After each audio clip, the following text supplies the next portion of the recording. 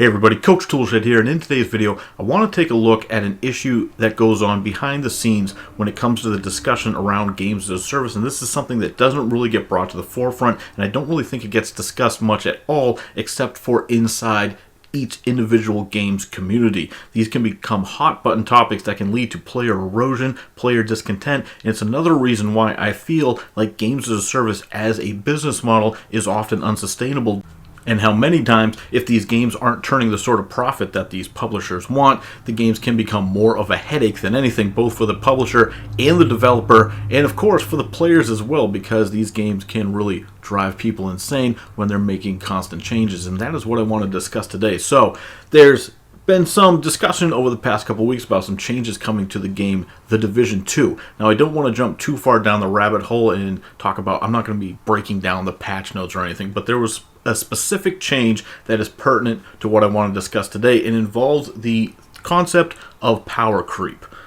Now, if you're unfamiliar with the term, basically what power creep means in a game that is a looter shooter such as The Division or Destiny or Anthem or games like this, it's when the developers release new gear, new weapons into the wild that have a higher power level than the gear that is currently in the game, which causes people to abandon the previous gear that they had and chase after this new set of gear. It's sort of a very cheap tactic to bring players back into the game and keep them engaged, rather than introducing maybe some new gear or more diversified gear that might be more interesting to the game. Instead, they assign arbitrary numbers to the guns or the armor, so that way you can pick up the same weapon for the 10th time and still get excited because it's a higher level than the weapon that you currently had. Even if it's the exact same weapon, it just has this arbitrary number next to it, which makes it somehow stronger. And that is how developers for many years have used these type of games to prolong the gameplay for players and bring players coming back and keep them playing for more and more hours.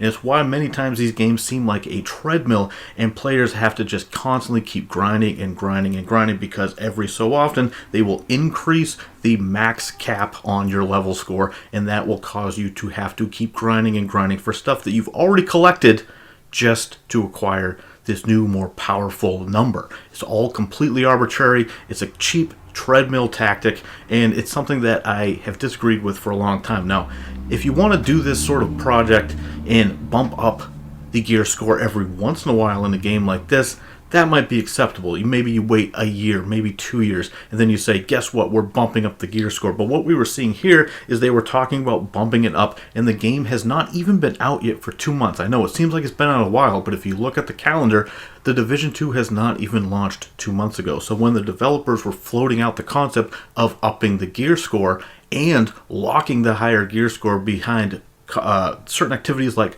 going into the dark zone, which is a PvP zone, which a lot of players don't necessarily want to go into or engage in, and locking it behind stuff like the raid, which requires 8 people to get in and play, and some people maybe don't have 8 people to play, or maybe they don't like playing in a group, and those people would effectively be locked out of getting this higher gear from those activities. Now, this was a situation that happened already in the Division 1, and it was not very popular with players. People did not like having to be forced to go into the Dark Zone in order to get the best gear. Now, other people who enjoyed playing in the Dark Zone said, hey, if you don't want to engage in this sort of activity, then you don't deserve the gear. And this is the sort of situation, this is what I want to get to today, because this is where the divide starts coming from within the community, and this is when people start fracturing off and you really start to see the degradation of the player base. Now, it is important to note that with a game like The Division 2, which was mostly successful with players and reviewers alike, we're at the stage now where most of the bickering going on in the community is about balance changes and specific items within the game. They're not talking about bugs or major fixes or problems with the game. It's all about tweaking the game and making it better, which is a much healthier situation than you see with a game like Anthem, which launched a month before The Division and is still in complete shambles. Now, back to the topic at hand. I want to discuss the issue of when a game like this starts to make major changes and starts to do stuff like increase the level cap or make major balance changes, and when it starts to fracture the player base. And what we're seeing here in an issue like this is something I've seen before in this type of community. Admittedly, I am ashamed to say that back in 2014, I was thoroughly involved playing Destiny and involved daily in the forum. So that is why I understand what's going on here with the Division 2, even though I have not been daily going into these forums. But when I popped in there today to see what's going on and seeing what the player reaction is, while it is overwhelmingly positive for the most part of people glad that Ubisoft is not putting them back on the treadmill, what you see is the most involved players, the sort of hardcore players that have already sunk hundreds of hours into the game, are making the argument that they have already exhausted everything that they can do at this point, and that they want the power creep, they want the higher gear score, and they don't really care what the casuals have to say about it. And that is the situation right now. You see people fighting back and forth. And what this inevitably leads to is players getting upset. They will quit. They will leave for one reason or the other. Both sides could leave for the exact same reason because they view things in opposite ways. You have the group of people that maybe bought the game at launch, but they can only put so many hours a week into the game. They got work, they got families, they just don't have the time. They got other games they want to play, and maybe they haven't yet reached the level cap, and they're not ready for the game to increase and pass them by already when the game, like I said, has only been out for less than 2 months. Then on the other hand, you have the hardcore players, the people who feel like they are the most invested because they do have the time. They've already put in, they're putting in 8 hours a day playing the game, and they already have hundreds of hours logged, and they have all the gear that they want, and they are already maxed out, and they're saying, no, you need to give us the preferential treatment because we're the ones keeping the game afloat, and we're the ones that are going to stick with the game and keep it alive for years to come. So why are you catering to the people who haven't done as much work as us, haven't caught up to us, and aren't, on our level, literally and figuratively? And this is a situation that happens, like I said, this happens all the time in the genre, and you see the fracturing of the player base, and over time people just get disgusted with the changes. Now, this brings up a more interesting meta argument.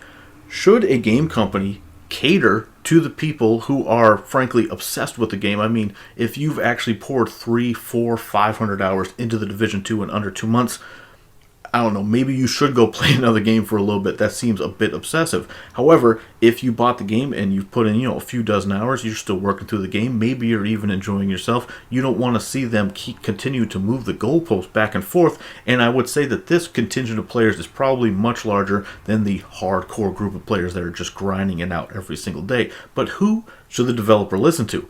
Well, from a business standpoint, is it even better to cater to the broader mass market at this point, knowing that many of them won't come back to the game anyway, or they may have put the game down and maybe they'll log another dozen hours and then put it down, and maybe they won't buy any expansions, maybe they won't help you with the recurring revenue that you're so desperate to get.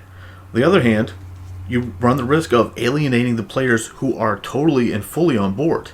Now, what usually happens is the people who whine and complain the most about this, while they may have a valid point, they will end up sticking around, and the developers know this because the people who have already invested that much time, sure, they might threaten to quit, but what you will often see is they will come crawling back sooner rather than later because the developers have them in the palms of their hands, and the developers know this.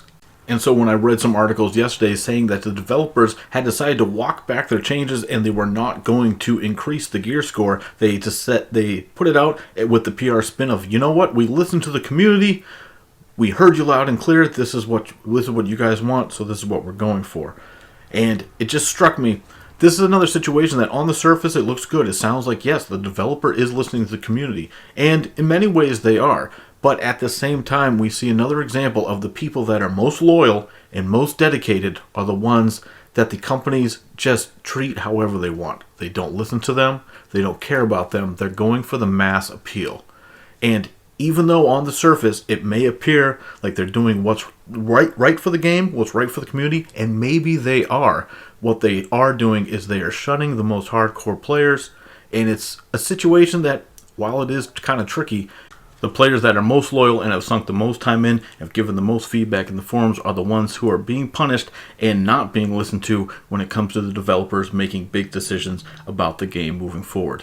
Happens all the time, and it will continue to happen. It's another reason why I just can't stand the live service model, because When you play a single player game, you don't have to worry about coming back and getting a bunch of balance changes or logging in after a couple of weeks and seeing everything that you worked for just disappear. It just doesn't happen. It only happens in these types of games, and then it leads to situations like this where the community is at each other's throat, arguing back and forth between the hardcores and the casuals. You know, it's the argument as old as time, but in this case, when it's a MMO RPG type of game or a live service game or a looter shooter type of game, the people who put all the time in actually do kind of have a point. They are the people keeping the game sustained.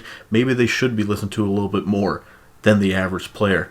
It's a difficult situation. I want to know what you guys think down in the comments below. I'm Coach Toolshed. This is just my opinion. Let me know what you guys think. Please subscribe. If you want to stay in tune with the channel, head forward. And as always, keep it turned to 11. Boy, did I butcher the end of that, didn't I? Huh? Yeah, sorry about that. I'll hit it better on the next one. Talk to you guys later.